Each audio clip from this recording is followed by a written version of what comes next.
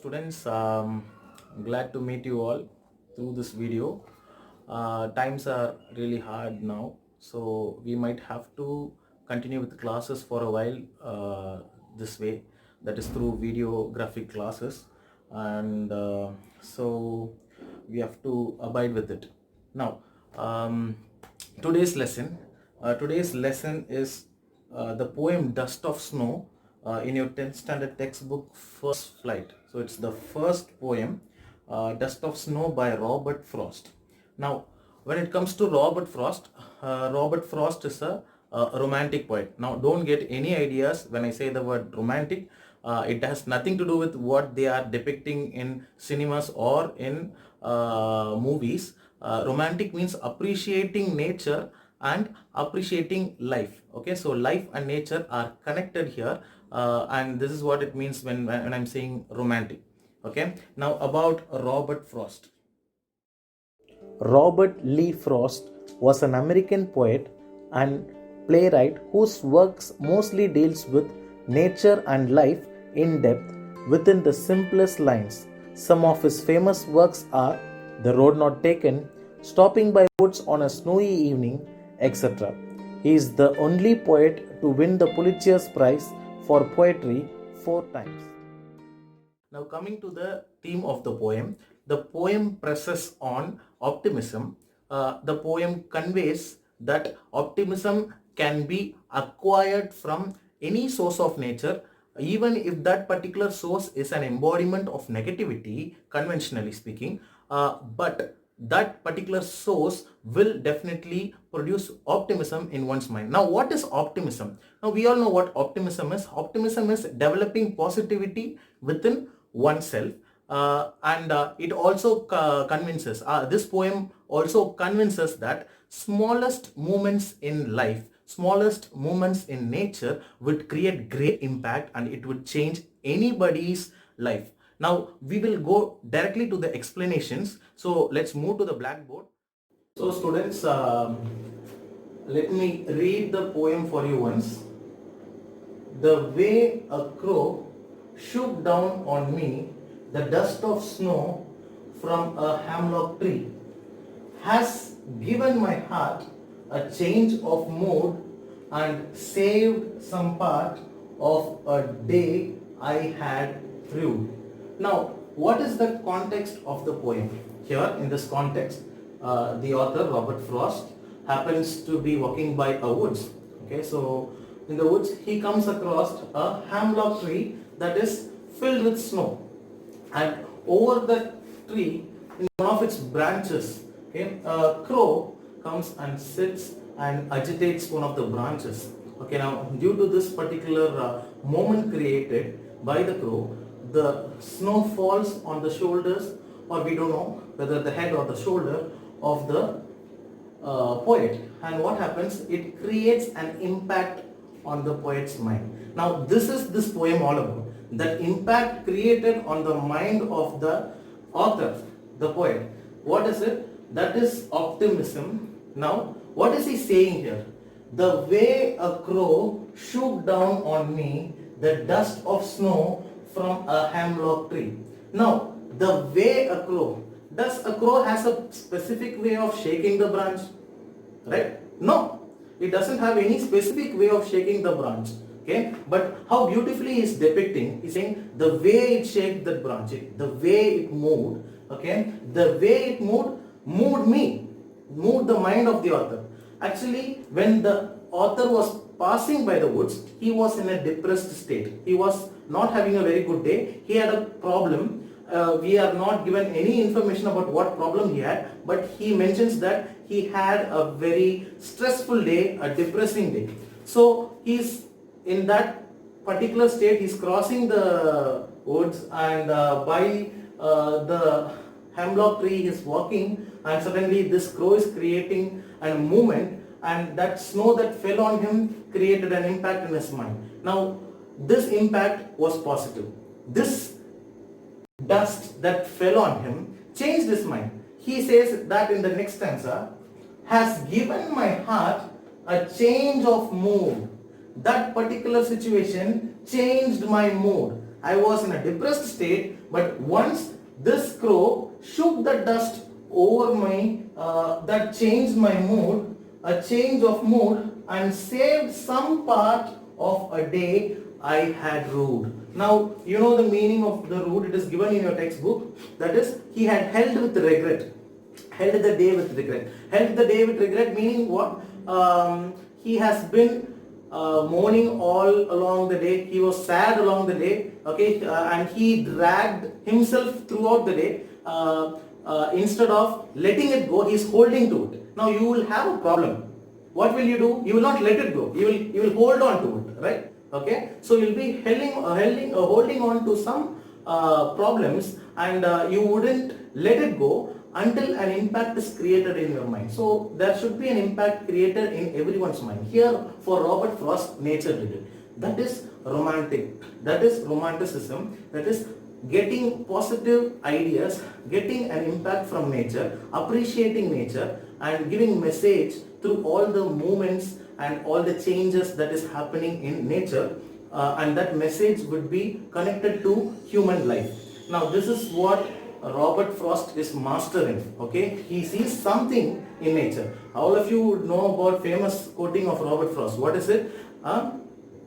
Stopping by the woods on a snowy evening. What happens? Miles to go before I sleep. The woods are lovely, dark and deep, but still I have miles to go. He is in a place where he is observing nature. Amidst nature, he is observing so much things, but still in that beauty, he must remember one thing, that life must go on, right? And same thing he is using in this same poem, Dust of Snow. The way a crow shook down on me, the dust of snow from a hemlock tree has given my heart a change of mood and saved some part of a day I had rued. I spoiled the day because of my bad attitude, and nature brought it back to me, made the day positive. That's what we know about optimism. And irony. What is the irony in the poem? Now this is another important thing that you should look onto in this poem. That is hemlock tree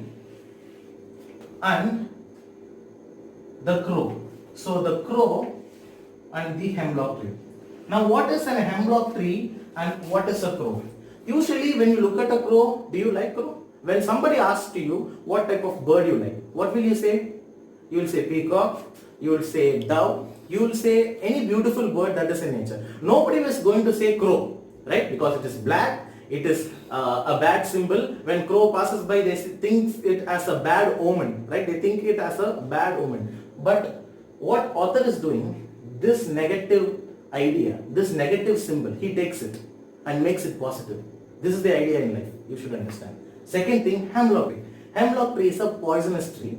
Okay, if you could Google and see, you would see the attributes, the aspects of hemlock tree. What is it? It is a poisonous tree. Nobody is going to like a poisonous tree. But he is saying this crow, a bad symbol, a dark black figure, and this hemlock tree, a poisonous tree. Nobody is going to like a poisonous tree.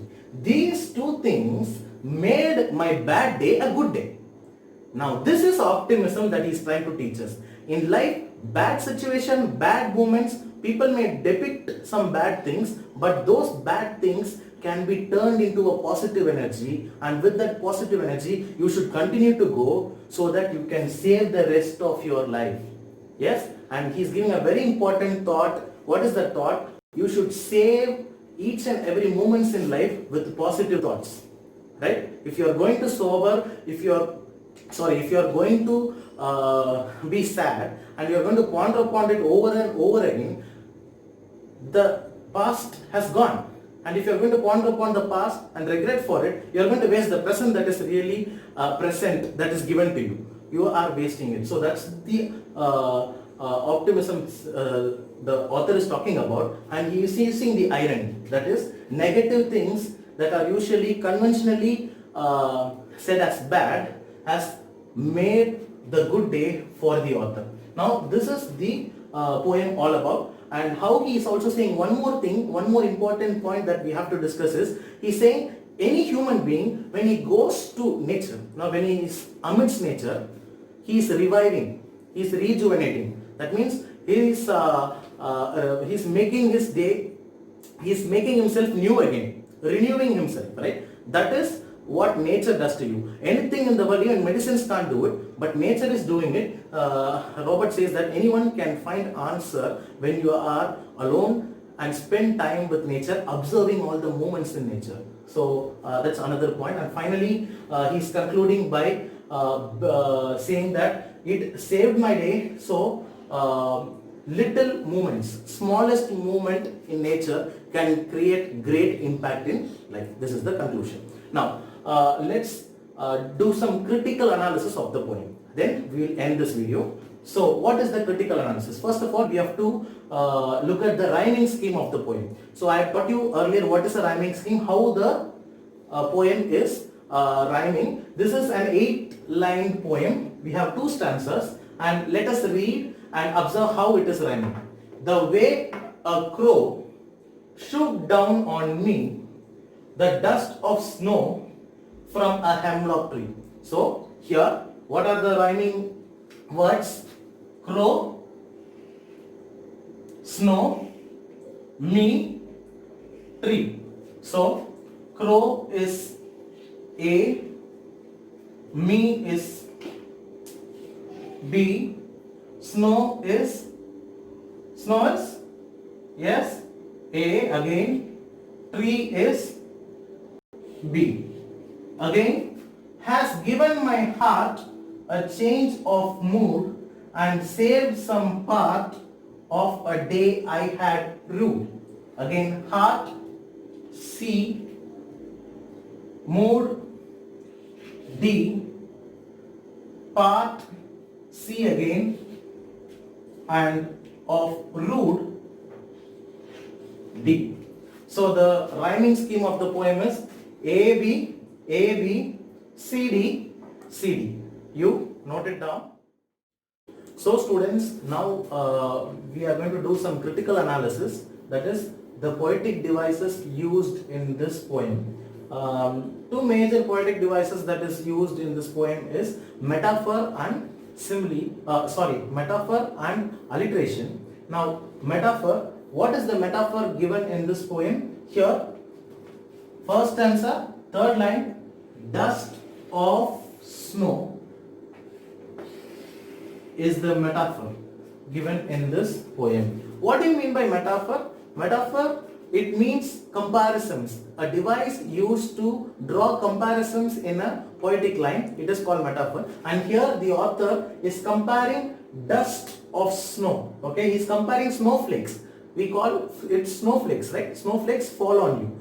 He is comparing snowflakes to dust here. Now this is the metaphor provided in this poem. Next, alliteration. What do you mean by alliteration? Alliteration is occurrence of the same letter or sound in the words in the same sentence. Okay, the beginning of the word in the same sentence.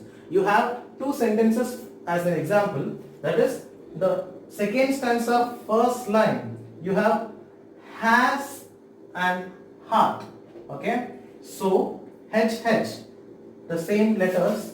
Then you go to the 3rd line. You have saved and son. Now these are the alliteration. So children, that is the end of this lecture. So students, hope you all understood whatever that was taught today, and let me recapitulate for you once. Hope you don't mind me using this laptop for recapitulation. So the poem describes the poet's optimism, and he presses that optimism can be acquired from any source in life, be it a symbol of negativity. For example, he uses a hemlock tree and the crow, which is usually a symbol of bad omen or inauspiciousness, but he uses it to explain positivity, optimism, and he also gives out a beautiful genuine truth of life, that is optimism.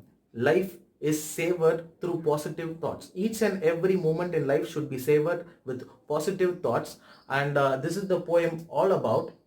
He also conveys that once a person spends time in nature, he is revived.